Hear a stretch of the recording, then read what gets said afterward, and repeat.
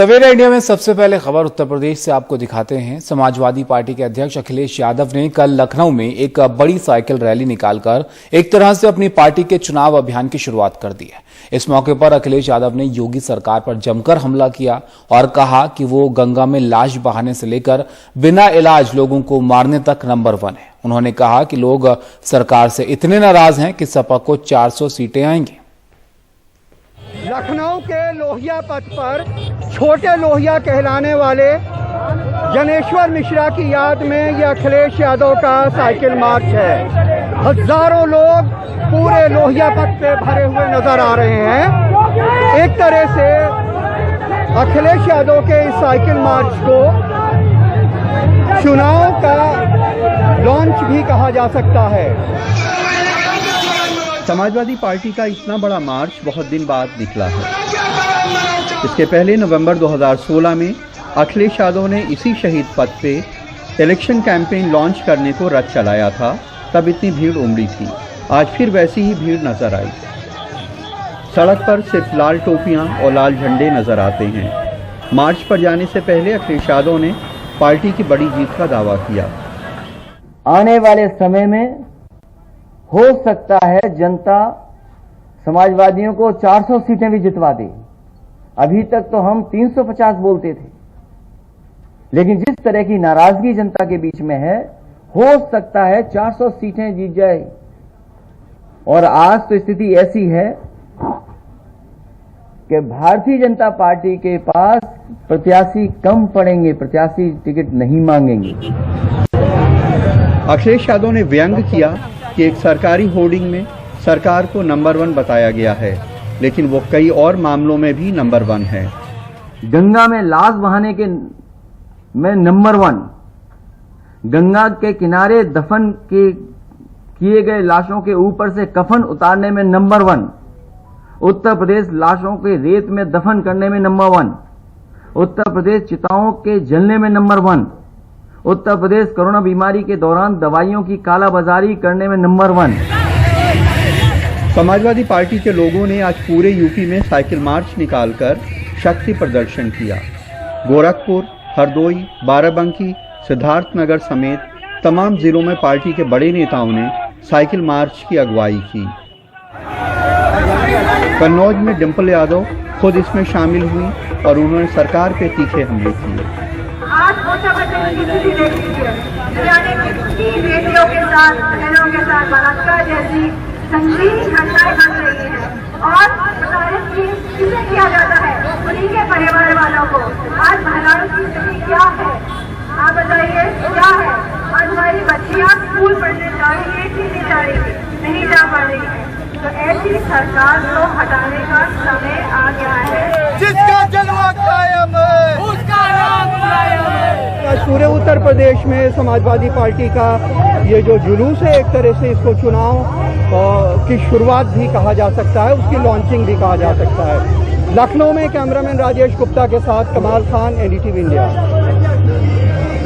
बिहार के मुख्यमंत्री नीतीश कुमार ने जातिगत जनगणना के मुद्दे पर बात करने के लिए प्रधानमंत्री नरेंद्र मोदी से मिलने का समय मांगा है। पत्रकारों से बात करते हुए उन्होंने कहा कि इस संबंध में एक पत्र भेजा है, लेकिन उन्हें समय मिलेगा तब ना। कास्ट सेंसस को लेकर पीएम से जो डेलीगेशन मिलने की बात थी, क्या उसमें कोई बात हुई है या आप लोग मिलने? नहीं, हमने पत्र भेज दिया है, समय मिलेगा उसके बाद ही ना। आपके एमपीज अमित शाह से मिले, पीएम से नहीं मिल पाए, जबकि संतोष मांझी हमारे से कल पार्टी के एमपी लोगों ने लिख करके दिया, वहीं से आया, तो अमित शाह जी से भी लोगों ने बातचीत किया है और अपनी बात रखी। और बिहार में नीतीश कुमार की सरकार 16 अगस्त से स्कूल खोलने जा रही है। प्राथमिक कक्षाएं भी खुलेंगी और इसका एक बड़ा कारण ये बताया जा रहा है कि केंद्र सरकार के अनुसार पूरे देश में करीब 2 करोड़ 90 लाख बच्चों के पास ऑनलाइन पढ़ाई के साधन नहीं है। उनमें करीब 1 करोड़ 43 लाख से ज्यादा बच्चे केवल बिहार के। यहाँ 50% बच्चों के साथ 9वीं और 10वीं की पढ़ाई चल रही है। ज्यादातर बच्चों का कहना है ऑनलाइन क्लास में ठीक से पढ़ाई नहीं हो पा रही थी। ऑनलाइन में उतना नहीं समझ में आता था, क्योंकि ये वीडियो फंसता रहता था। कभी कभी लाइन कट जाता था तो और वीडियो फंसने लगता था। जिस दिन पापा नहीं रहते थे उस दिन नहीं करते थे कि नेटवर्क एरर हो जाता था। कभी कभी मैम कुछ बोल रही है तो है ना आवाज़ हम लोग के पास नहीं पहुंच पाता था, फिर बीच बीच में वीडियो रुक जाता था। ज्यादातर छात्रों की शिकायत है उनके पास अपना फोन नहीं है। पढ़ाई के लिए दूसरों के फोन से काम चलाना पड़ता है, जिसका असर पढ़ाई पर भी पड़ता है।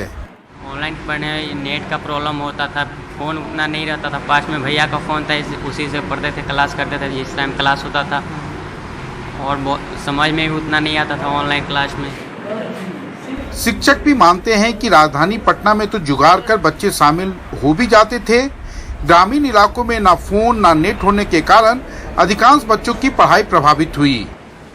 बिहार सरकार के अनुसार करीब 2 करोड़ बच्चे पहली से 10वीं तक हैं और केंद्र सरकार के अनुसार इनमें 70% के पास अपनी डिजिटल डिवाइस नहीं है। लगभग 80% बच्चे हमारे ज्वाइन कर लेते थे, लेकिन प्रॉब्लम क्या होता था, ये जो बच्चे हैं इनके पास सारे संसाधन नहीं है। फ़ोन की कमी है, लैपटॉप की कमियां हैं, ठीक है। ये सरकारी स्कूल में पढ़ते हैं, तो कभी होता था कि पापा के पास फ़ोन है, कभी भाई के पास फ़ोन है, तो टाइम इन लोगों को फ़ोन के साथ रहना या नोट्स जो हम लोगों को प्रोवाइड कराते थे, तो वो सब करने में इन लोगों को बोलती थी रात में, और फिर सवेरे वो फ़ोन चला जाता था। तो ऐसे में बहुत सारे बच्चे अफेक्टेड हो जाते हैं। राज्य सरकार मान रही है कि गरीबी के कारण बिहार में बच्चे कोरोना काल में सबसे अधिक प्रभावित हुए हैं। बिहार में जो गरीबी है या बिहार में जो गरीबी रेखा से नीचे के जितने लोग रहते हैं, उस हिसाब से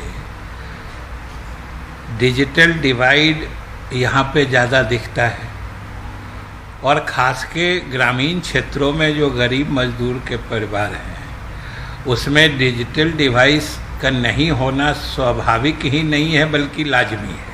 ऑनलाइन एजुकेशन या डिजिटल एजुकेशन ये मजबूरी हो सकती है, ये पसंद नहीं हो सकती। फिलहाल बिहार सरकार को उम्मीद है स्कूल खुलेंगे तो बच्चों की शिकायत दूर होगी। पटना से कैमरामैन हबीब अली के साथ मनीष कुमार, एनडीटीवी इंडिया के लिए। मध्य प्रदेश में ग्वालियर के चंबल इलाके में बारिश ने कहर बरपा दिया है। बांधों के गेट खोलने से सिंध और सीप नदी ने भारी तबाही मचाई है। आलम यह है कि 2 दिनों में 6 पुल ढह चुके हैं, जिनमें 4 का निर्माण पिछले 10 से 11 सालों में ही हुआ था। सरकार ने अब इस मामले में जांच के लिए कमेटी बना दी है। वहीं पूर्व मुख्यमंत्री कमलनाथ ने पूरे मामले में उच्च स्तरीय जांच और जवाबदेही तय करने की मांग की है। मंगलवार को सिंध नदी के तेज पानी में रतनगढ़ वाली माता मंदिर का पुल टूटा। बुधवार को दतिया जिले में सिंध नदी पर बना सेवढ़ा पुल बह गया। 3 दिनों में भारी बारिश में मध्य प्रदेश में 33 करोड़ 55 लाख रुपए के पुल बह गए। रतनगढ़ बसई का पुल 2010 में बना था, लागत थी 5 करोड़ 90 लाख। इंदरगढ़ पिछौर का पुल 2013 में बना, लागत थी 10 करोड़। दतिया सेवढ़ा पर 1982 में पुल बना, लेकिन लागत का रिकॉर्ड उपलब्ध नहीं है। श्योपुर जिले में गिरधरपुर मानपुर में 1985 में पुल बना, इसका भी रिकॉर्ड मौजूद नहीं है। श्योपुर बड़ौदा पर 2013 में पुल बना, लागत आई 3 करोड़ 94 लाख रुपए। भिंड के गोरई अडोखर में तो 2017 में 13 करोड़ 71 लाख रुपए की लागत से पुल बना था। पूर्व मुख्यमंत्री कमलनाथ चाहते हैं पूरे मामले की उच्च स्तरीय जांच हो, जिम्मेदारी तय हो। सरकार ने सुपरिटेंडिंग इंजीनियर की अध्यक्षता में जांच के लिए 3 सदस्यीय कमेटी बना दी है, जिसे 7 दिनों में रिपोर्ट सौंपनी है।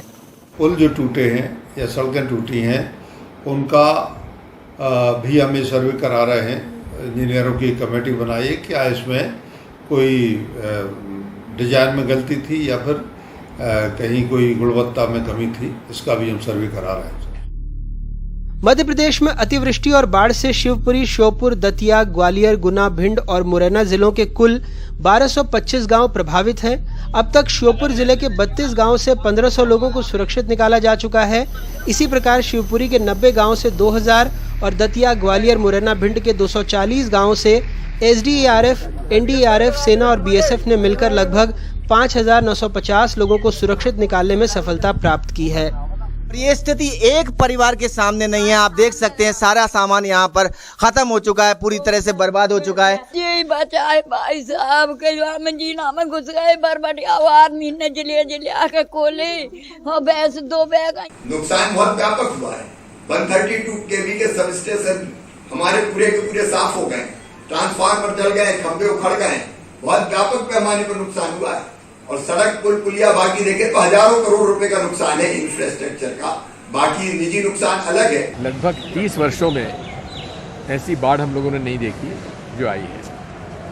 चंबल में, सिंध में, कुंवारी नदी में भारी बाढ़ आई है और सैकड़ों गांव डूब गए, सैकड़ों लोग लापता है। आज सदन में मांग की है कि सदन के नेता इस पूरे मसले को लेकर सरकार की तरफ से स्टेटमेंट आना चाहिए, तत्काल सेंट्रल टीम भेजना चाहिए और इसे राष्ट्रीय आपदा घोषित करना चाहिए। जानकार बताते हैं कि जितने भी बड़े पुलों का निर्माण होता है उसका डिज़ाइन तैयार करने से पहले वहां 100 साल में आई बाढ़ के रिकॉर्ड का आकलन किया जाता है। बाढ़ के उच्चतम अनुमानित स्तर का आकलन कर एक वर्टिकल गैप बनाया जाता है। बावजूद इसके अगर 10 साल में ही पुल बहने लगे तो समझना चाहिए कि नियमों को कहां रखा गया और जनता के पैसों को कहां बहाया गया। नई दिल्ली में अपने सहयोगी हिमांशु और शिवपुरी से अतुल गौर के साथ भोपाल में अनुराग द्वारी, NDTV इंडिया।